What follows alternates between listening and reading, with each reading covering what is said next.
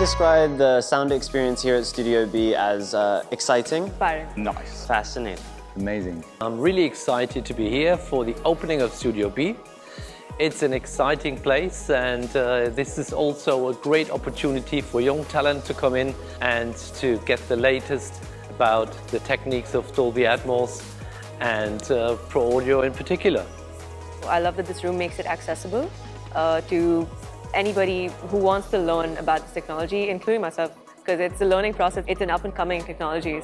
I think having Studio B opens up a new opportunity because hearing about Dolby is one thing, but for myself personally, being able to experience it means that not only does it expand the interest of Dolby and people investing in Dolby products and things like Studio B and the technology around it, it means that people actually see the worthwhile investment, which pushes the market and creates more opportunities for someone like myself.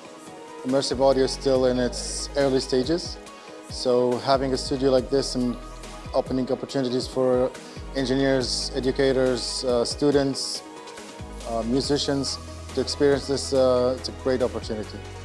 I know they're doing courses for students, then yeah, the more people getting into it, the better, because it's quite a dark art, really.